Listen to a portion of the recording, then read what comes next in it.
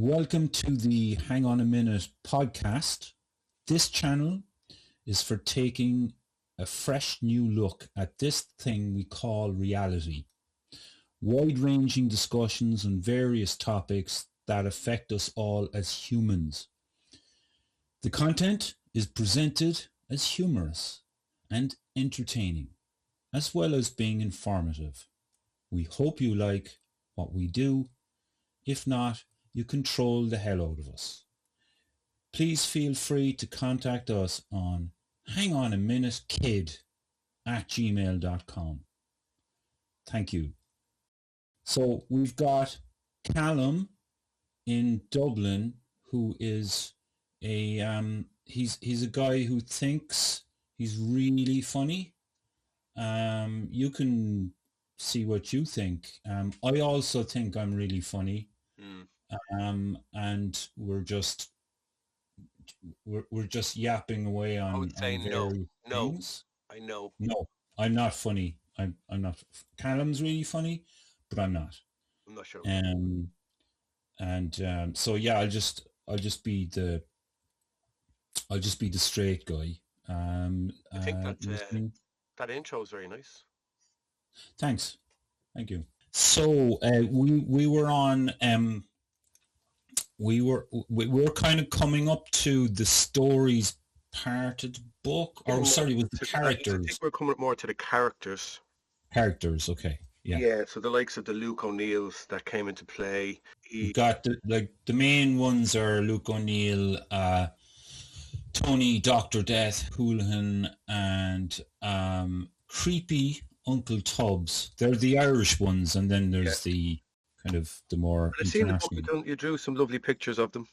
Yes, they. I think I captured. I got their good side. You did. I think anybody would say that I was being very kind. You were quite kind to them. Yeah, very kind. They're all sheriffs, but yes. Yes, in the classical sense of the word. Yeah. I mean, they are stereotypical. Yeah. But so at the end of it, on the last pod we had, we were kind of talking about all these things that we had, like, follow the science, the contact tracing, and all the bullshit that went with that. And then your book then brings in a lot of characters, which are very, actually, you say you're not funny. I find it very funny. I found the book really funny, actually. I liked your satire, I did like your satire. Yes. I wield satire like a scalpel, and I stab my victims in the back and twist it. Yes, that's my approach. Yeah. And as you read this book, you realize that you're quite hardcore. Like you don't. If you're going to do things, you're going to do it 110%. Yes. Leave no prisoners, and just pure. What do they call it? Scorched earth policy. Just annihilate people, but in the nicest way possible, using no violence whatsoever. Just my words. Yeah. So that's. It's very you're it's just when he says you're like you are. It says actually it's funny enough with this Luke O'Neill uses the dark arts of science to project all his propaganda onto people, and I'm glad you're actually using the dark arts of satire, essentially. Yes, and yes, it is very, very dark art, really. I only really got into it properly the last few years. I wasn't great at writing in school or anything, but I don't know, I found suddenly one day I found myself writing stuff. And something you actually believed in. Well, something that, I find it really hard to, I don't know, like talk the same level of bullshit that's normally accepted, at least, and But I mean, yeah, I can talk shit as well, and I have talked shit in the past. You know, looking back at my Listen, there's younger nothing wrong days. with talking shit. I mean, What's that? there's nothing wrong with going out and having a good bullshit session, you know. Yeah. I mean, if you can look back at yourself, that's the main thing. Like, because But you shit, know, it's just you're saying you didn't write before, but you write very well in this book. Um, yeah, thanks. Yeah, Like I yeah. did do I'm, honours I'm happy. English in school. I wasn't an academic by any means, but I did do honours English, and I can spot a good book. I can spot Yeah, good gags, hidden yeah, gags. yeah. I'm a satirist myself, so yeah, I found it a very good read for somebody who is like in this day and age of dopamine hits where you can only watch TikTok videos for 30 or 40 seconds and you have to scroll on to the next thing. It's a lovely book in the sense, now really pushing here, but I believe in the sense that it's about 120 pages. That's uh, the amount of pages in the book, and you get through it, and you are kind of going, I wish I had a bit more. Would have liked a little bit more because it's good because it's good. Do you know kind of Mm, mm. because it's really good. Yeah. Um, I yeah, mean, as I said, you like nail on the I head read of a most pile of things, like stuff. as you said about And by the way, to the folks in the audience, Cal, I have sent a check in the post to Cal for yeah, I am not getting any. all the compliments, and so Any he's well looked after this, on all that. that's all I'm getting. And, yeah, so that's good. Um, but yeah, it would be nice if it was longer. But hey, you know, I can write some more books. I was there is a project that I cannot discuss due to privacy concerns at the moment, and yeah, but I did discuss the possibility of writing a book about another troublemaker, and so that may well come about. Can't give a And clue who it is. No. well, I just know. You see, I need to kind of okay it with the person in question before mentioning anything. Um, Jeffrey Epstein. and Jeffrey Epstein, yeah, I'm communing Because you know he's with still. Jeffrey Epstein. I'm summoning him. The yeah, and there's like there's a smell of sulfur in my house. Oh yeah. Because you know, like summoning Jeffrey, it's a bit yeah, it's a bit of an experience. But no, it's not Jeffrey Epstein. He might even be dead. Who knows? Well, that was my point. That was the gag. That was the gag. Oh, sorry, sorry. Missed it over my head. Anyway, listen. So, anyway, Interesting. You worked on Luke with this book. You see, when I was doing my comedy stuff, um, I do a lot of impressions and stuff. So a lot of the characters here, even like Luke O'Neill, I did an impression of him. Leo Varadkar did stuff on him. I actually did Ryan Tubridy. Now, in fairness, I didn't bring him into the equation with all the COVID stuff, but I used to do you know, kind of do the kind of Kermit the Frog version of Tubridy. So a lot of these stuff that you yeah, touch on, you know, Luke O'Neill would have been, you know, they keep saying, the science is clear. And then we go like, what we got here, it's unbelievable. This is amazing stuff what we have here. This is absolutely crazy. What's going on here is that we have, there's a new jibby jab that will protect you from every virus under the sun. And if you do get sick from this, there's another jibby jab that my company is invested in that'll sort that out for you. It's amazing. The science is so clear. It's, you know, yeah, so that yeah. It's so good. that was the Unbelievable. kind of thing I used. So I was reading your book and I was going, ooh, that is clear. Like even never mind the bollocks. Here's the science. The arrogance of this man is unbelievable. And then you mentioned like Yeah, how Stephen Kerr was going up to him from the Irish Inquiry, um, you know, asking about the liability of these you know whats. I'm going to call them you know whats, but just in case it gets flagged, you know, yes, yeah. on platforms, they might hear that word, the well, word. I use several kind of um, words for the thing we cannot mention, like the potion. Potion, yeah. The Elixir of Life, Okay. and probably a couple of other things. But I because when Definitely you're not writing a poison. book, Definitely not poison. no, Jesus, no. Um, but when you're writing a book like this, well, you see, I want to kind of like sound like I'm promoting it. It's kind of like, oh, hang on, it's a potion, which is like magical properties, and elixir again, magical. But yeah, when you're writing a book like this, right? So you're writing about a particular topic, like the lockdowns. Um, if I was to just use the word lockdown for every time I refer to it, it gets really boring. So Yeah, yeah, yeah. I came up with different names for it. You did. The Great Emergency of The Great 2020. Emergency is one, yeah. You used the Great Emergency. I love that, the Great Emergency, yeah.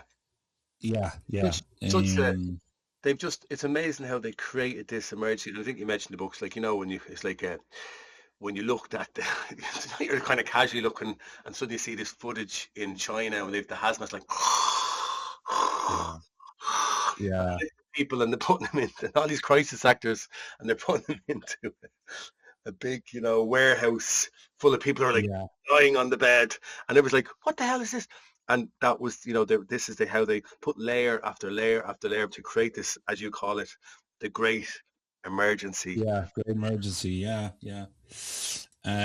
But actually, we kind of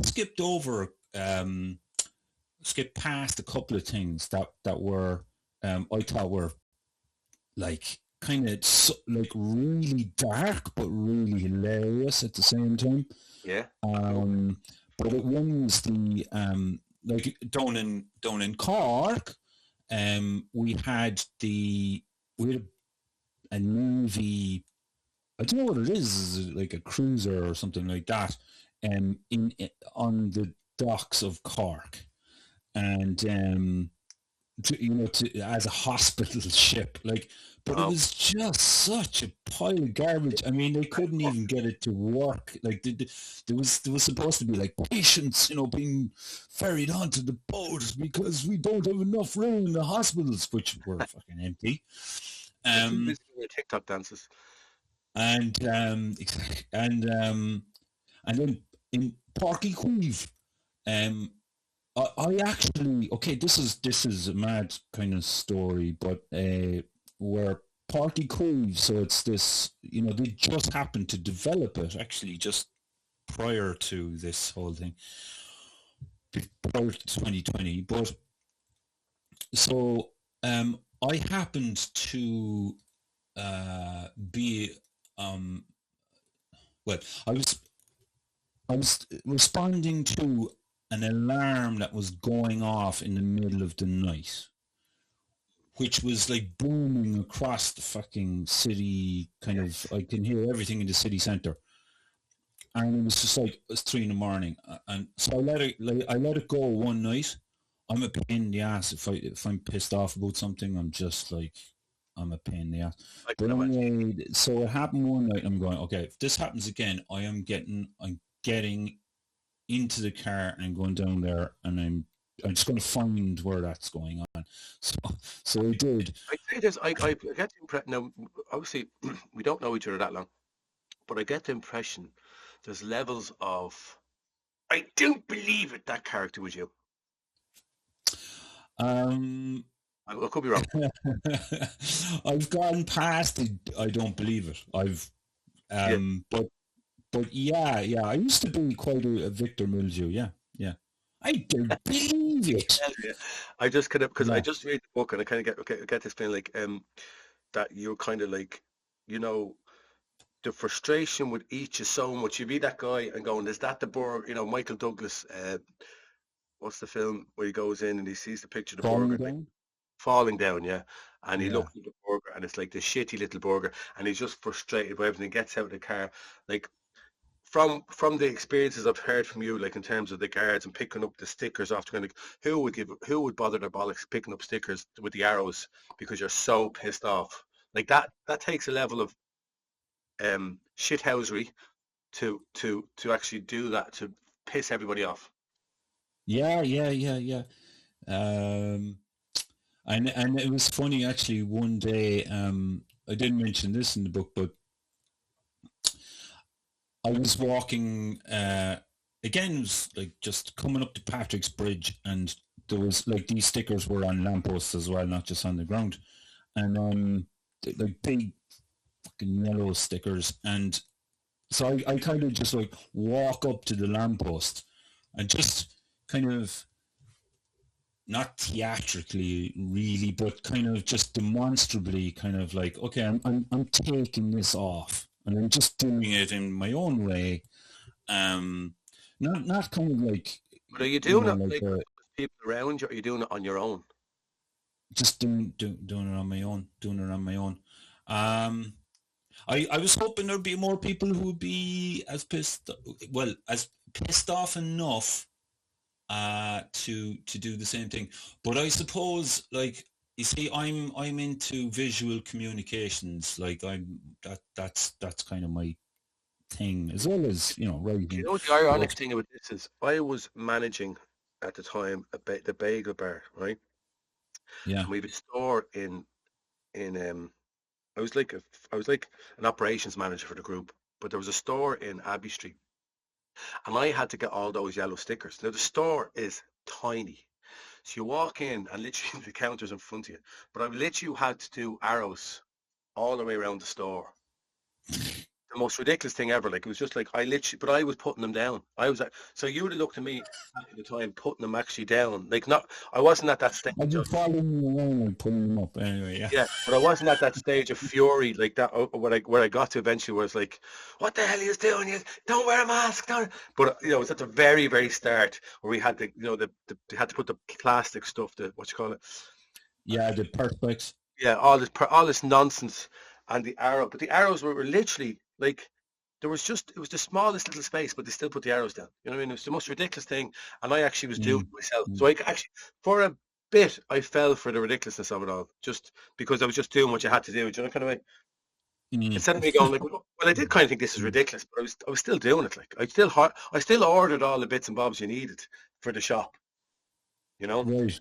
initially, I never knew that. Jesus. I know, but then of course, Yeah, yeah. yeah, yeah, yeah. So listen, to Crazy come back stuff. to Yeah, your story then. So yeah. Just like ripping the thing off the lamppost, and so I continued across then like Patrick Street or Patrick's Bridge, right? So there was a guy on the phone behind me, one of these guys who, with a stick up their arse, self-righteous, snooty. It was almost like a personality type that developed. That's developed in the last 20 years in Ireland, but really came to the fore in the Great Emergency. yeah, But this guy, when he was talking on the phone, was like kind of talking about this asshole in front of me, like who's after like ripping off the sticker, oh yeah, and so I could hear him, and I'm sure he like his intention was for me to hear him, and of course. I think he was tempted. He was just tempted to kick my ankle, and he was trying to figure out how to get me, and he just kind of muttered, dickhead or asshole or something like that, and he's wandering across. Then he wanders across the But bridge to the you other were side, essentially a and I danger. looked You were over a at him, and you were a danger to society then. A danger to yeah, so you could have killed people. yeah, I was, yeah. I mean, I think we were all accused of wanting to kill people. That was the level of propaganda that the press were putting out. These Especially people Granny. want Especially to Granny. kill people. Hmm? Yeah. And so what happened then? Yeah, no, he just wandered across, and I was thinking like, how do I respond to that? And I just looked over at him, and he's, you're hilarious. That was it. Like, it just, I don't know, like somehow, I was able to find this part of me that just laughed at people, and laughing is my therapy. It got me through the great emergency. Like, just laugh. It's just because it's like, what can you do with this? What can you do with these people but laugh at them? And that's, you know, and laugh at all of them. Laugh at all of them, and find new ways to laugh at them. It was like when and I want to get back to just a bit about the Cork, the big boat they had for Cork, because there's so many mental things that happened that will come to mind. You go, the most ridiculous things that was accepted because of this, as you say, great emergency. But like the thing that actually I never, because I'm a bit slow in the uptake of what, they used to be called NPCs.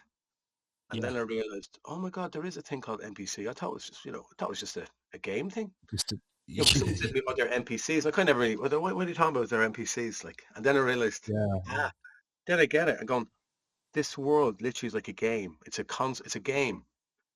And there is no NPCs. They're like non-player characters. From who doesn't know, non-player characters who are just automated game in-game characters that are run by computer. You could be sitting beside the wizard who just looks like a homeless person. Do you know what I mean? But they might suddenly go, don't wear a mask, never get vaccinated. And you go, there's a bit of power in this person. Do you know what I mean?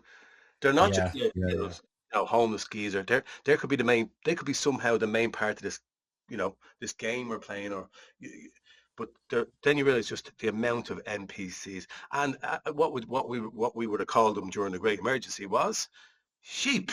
So we would have called them sheep. Yeah. But screamed at them to wake up.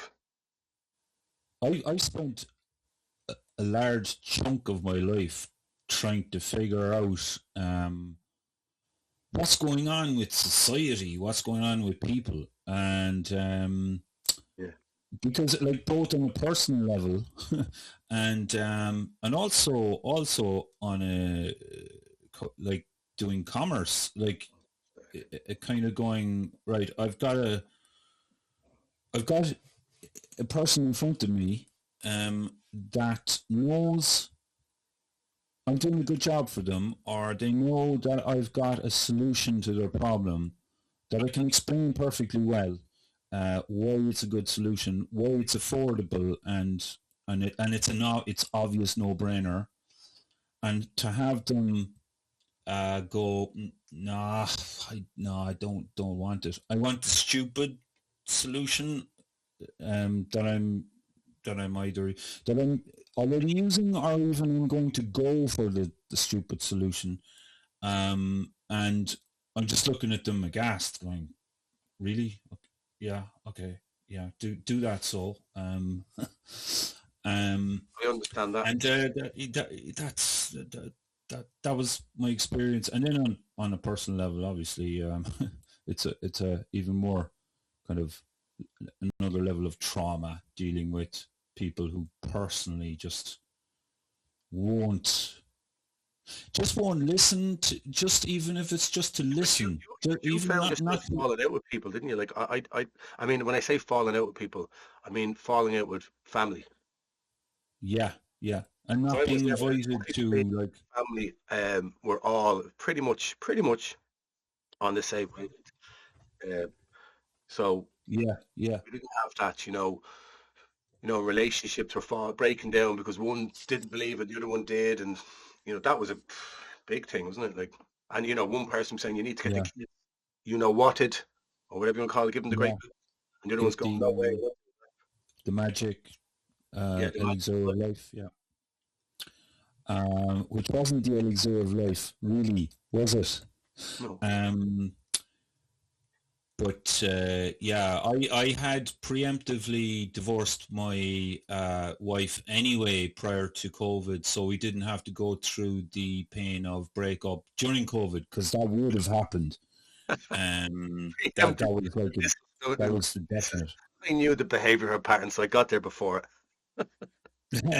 Yeah, we had dealt with that, And thankfully my kids did buy into it. They were listening to their crazy dad talk about stuff, and But in fairness, so you did thankfully stand out. they're... You did. I don't think we touched on this. You did stand outside the school with a placard, didn't you, saying I did. "Leave the kids alone." Yeah. You Leave didn't the look like kids a psychopath at all at the time. What? I'm saying you didn't look like a psychopath at all at the time. But No, even though not you at were all. absolutely spot on, you probably looked like the biggest psychopath ever. Well, I actually heard from, like, we set this all up. It was actually my daughter's school.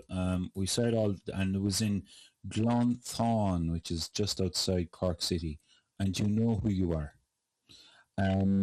But anyway, so what was it?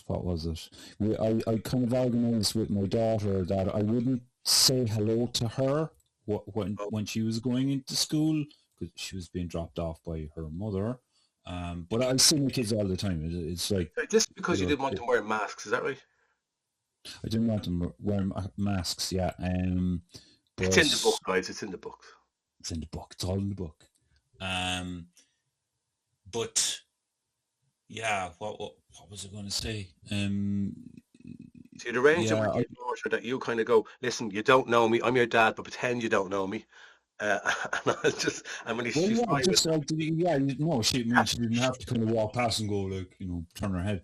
But no, I did hear from my daughter. Some kid was kind of going, "Who's that guy? Who's that guy?" It's like, is he some pervert or something? Across the road. Well, I think the fact that you had the stereo beside you singing, "We don't need no."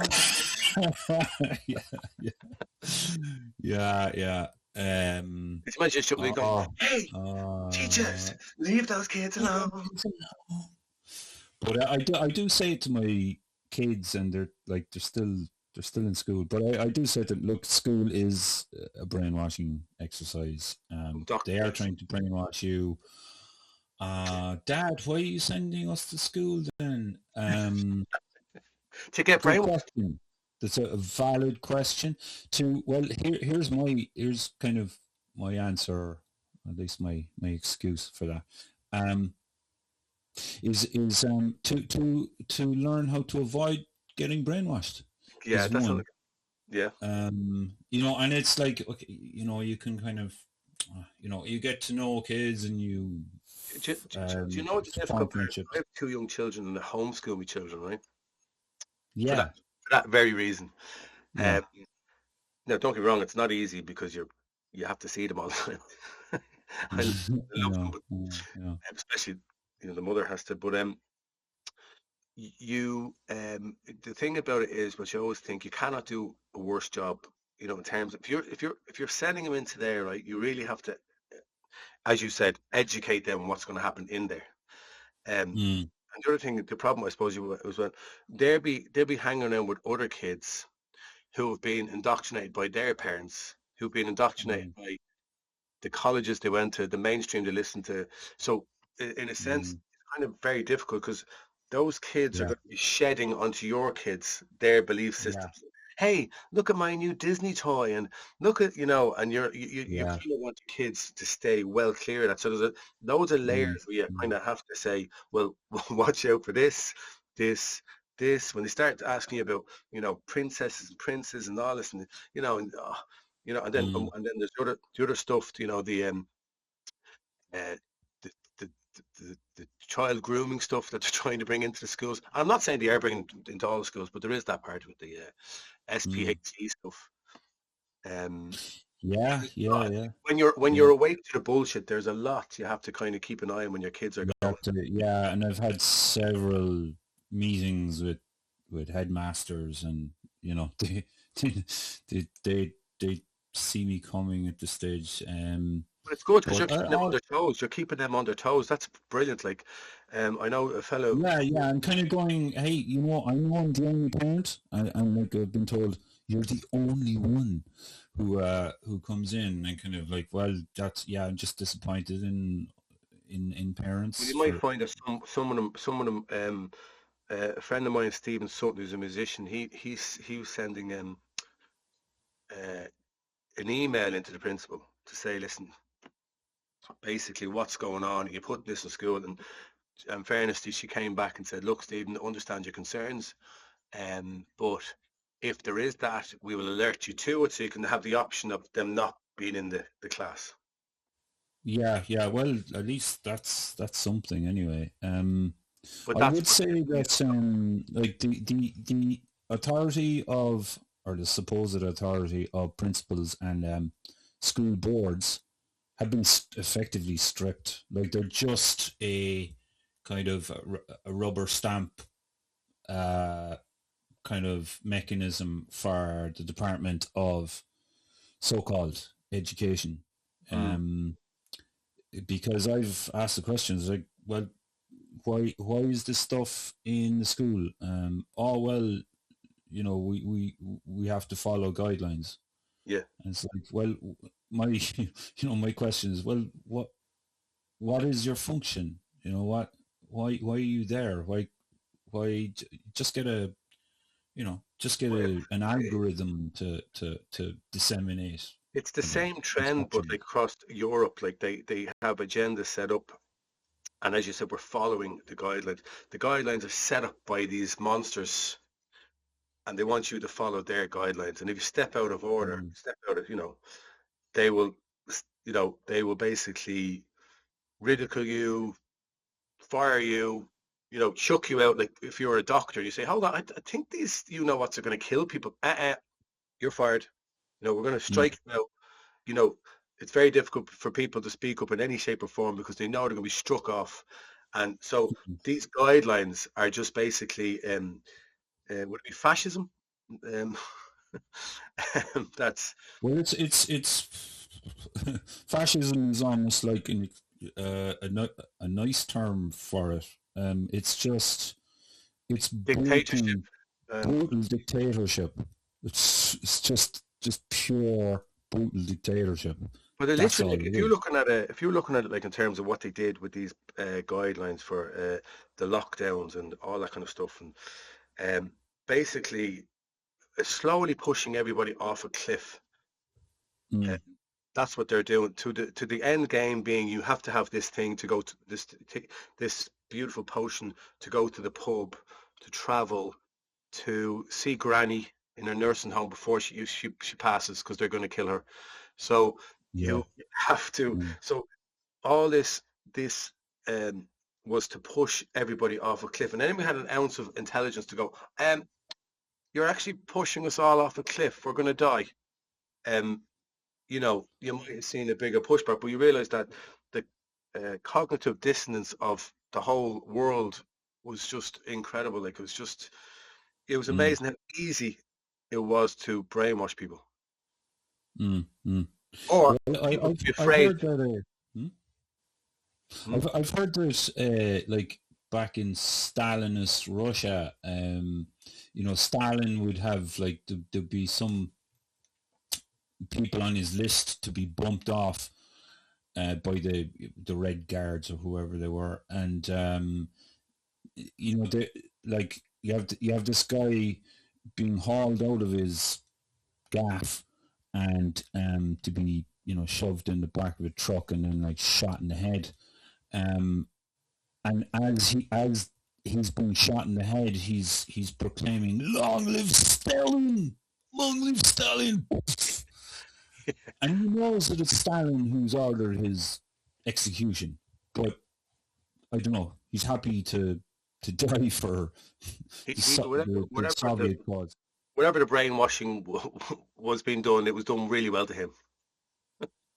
Yeah, yeah. Well, it's just. I mean, It's like all the grannies in the nursing homes going there as they get their final fatal blow. They're going, "God bless Leo Radker." yeah, yeah. Leo, God Leo, bless Leo. God Leo. bless Leo. Thank you for that. You know. Yeah, yeah.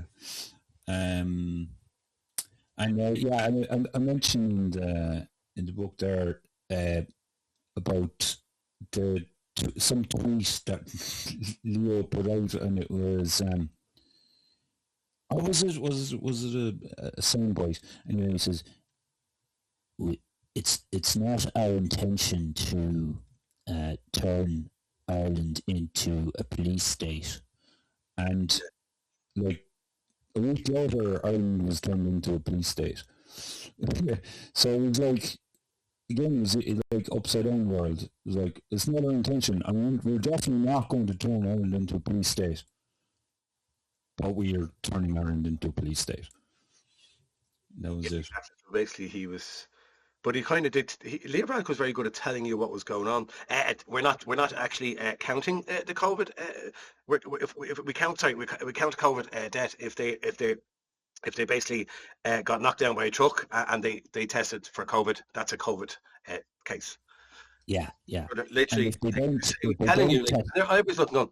Okay, yeah. So if they've been dying for years and years from cancer and they die and they just at the very end we test and get COVID, that we count that. So, and then I think you mentioned. Did you mention the death toll that Dr. Death had? They counted every single death and put it on the news every single day. How many people were dying and how many cases there were. Yeah. Cases became the thing. The irony of it is, it's like, oh my God, another person died today. Like.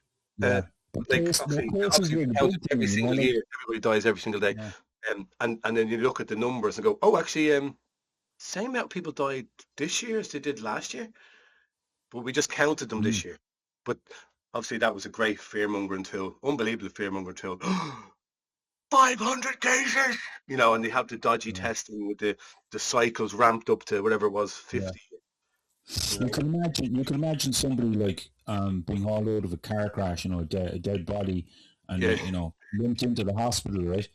And they do the COVID tests. They do the special test on the special or affliction, and it comes back. It's negative. Do it again. Do it again until you got the right result. Change the test. Yeah, and I mean, I don't even know what the flipping what those things were for. I think they just help figure out, are you ill? But do you have the sniffles? Yeah, I think that's what they do. But it's like, I have the sniffles. I don't actually need a test. Yeah, because I've got the sniffles, so I'm good. Thanks. Well, that exactly. So that was the point. Like, so nobody was getting tests for flu, even though it was rampant in winter. We never tested to see if we got the flu, but this suddenly became a thing. And then it was like, what the funniest was, I think you mentioned again, was you mentioned most of the things in the book. Is like the no symptoms was a symptom. I have no no symptoms, but you still tested positive with no symptoms. So like the inversion of positive and negative. Like, the reverse negative. Yeah. So it's hey, I'm negative. Hey, brilliant. Oh no, I'm positive. Yeah. They couldn't lose. They had it was like in the casinos, they couldn't lose. They had it all. It's like if you're positive, you're the reverse. You know what I mean? You're negative, you're in the reverse. Yeah. It's like no matter which way you want, it goes. You've still got it. Yeah. It doesn't matter. Yeah. If you're thinking of being happy, no, you are sad. You must be sad. Yeah. Just the levels of madness. And just before we wrap up this episode, it was like, what was this thing in Cork? Because people were going, he started out Cork Bow and he never finished it.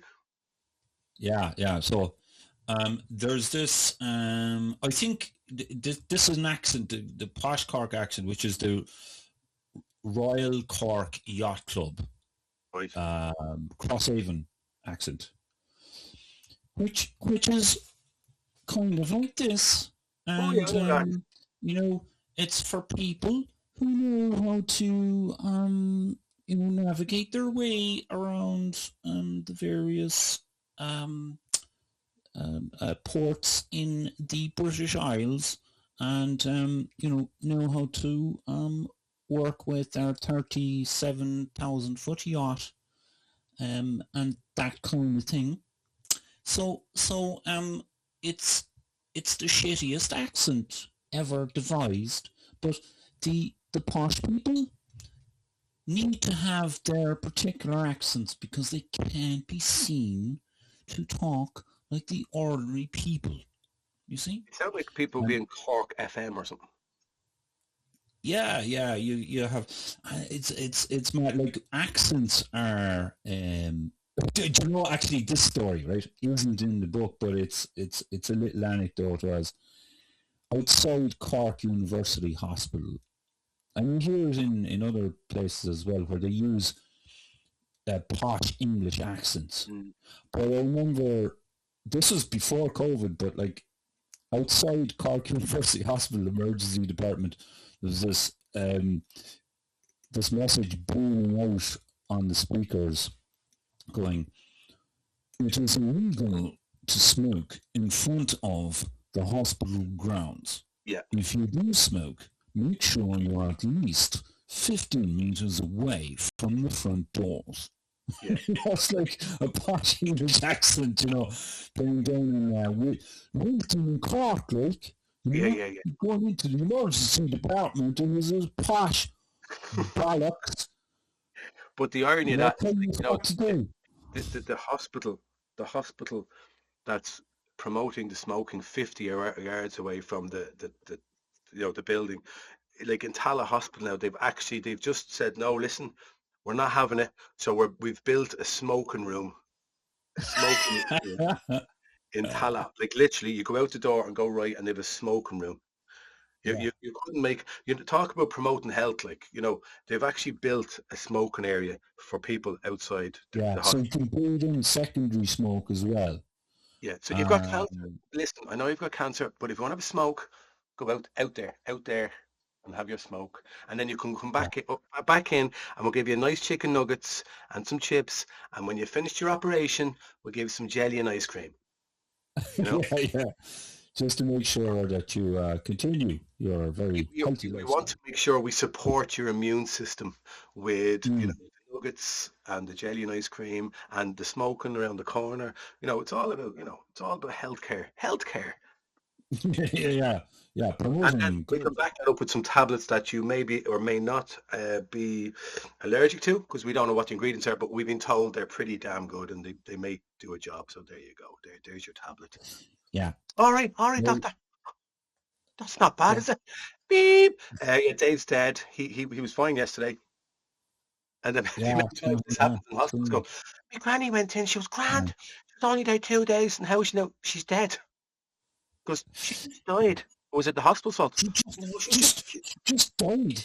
She was just old. She was old. Yeah. But when she walked in, she was walking and talking and laughing. Yeah, but she was old. They said it was just that time.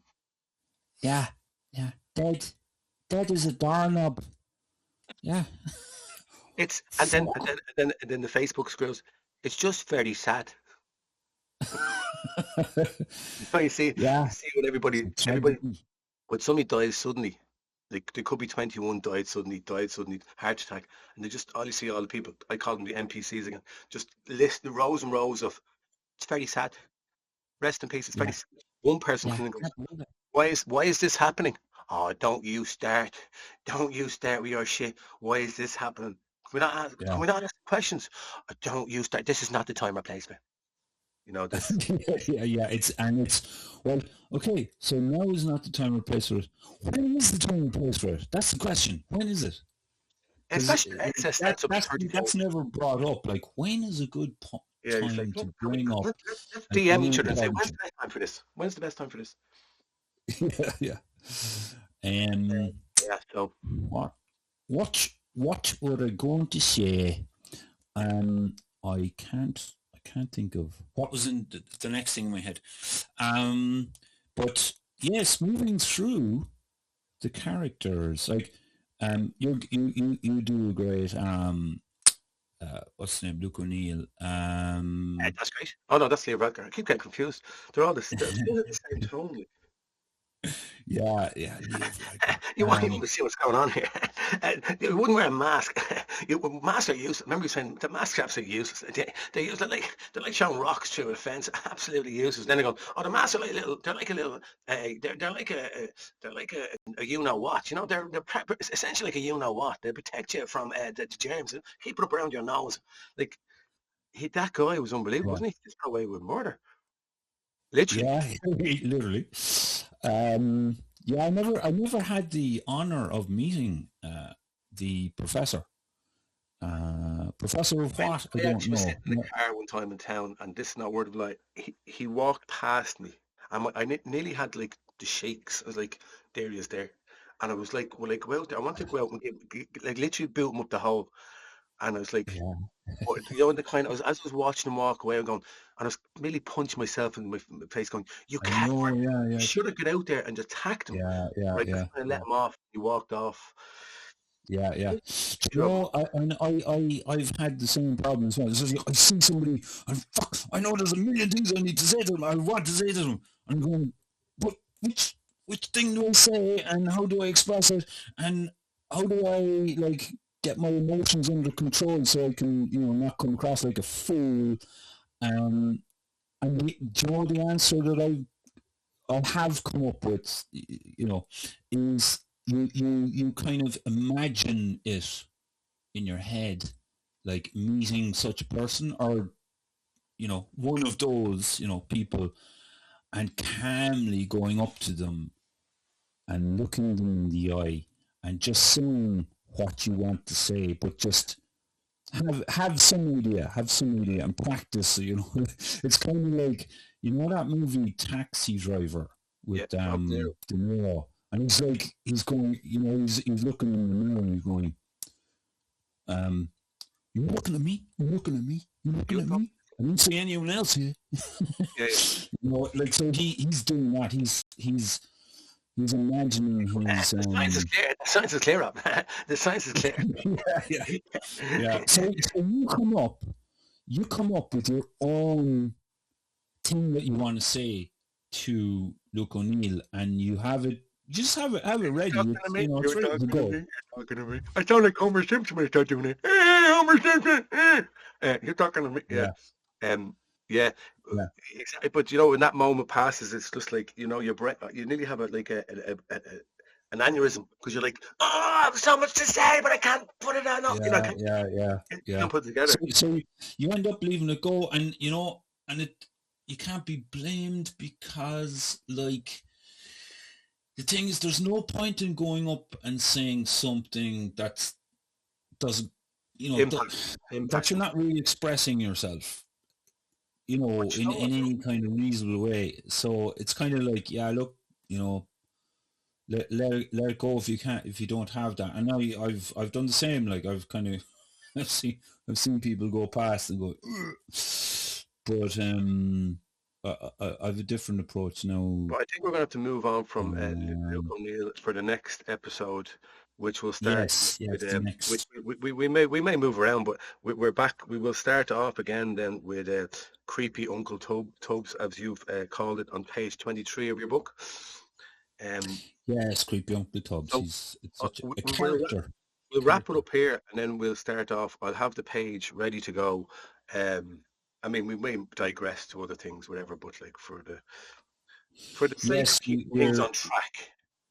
We're good at the tangents. If nothing else, we're really good at the tangents. Anyway, but all good, hopefully. But anyway, look, yeah, cool. We'll get back to the book later on, and hope this is an enjoyable episode. So just again, Cal, you are on Leoyourleader. If you type in Leoyourleader, and Wokeupireland. Okay, so I'm kind of if I'm kind of searchable under Tales from Lockdown, Séamus O'Leary, but to definitely get you can email me at talesfromthelockdown@pm.me, but You can get the podcast at hang on a minute kid KID at gmail.com, and we will get back to you with an erudite and learned response to your queries. Okay. That was really well put. Thank you. Yes, splendid. All right. So see you again, guys. Like and subscribe. Like and subscribe, or we will come after you. Okay. Talk to you again. Take care. Cheers. Cheers.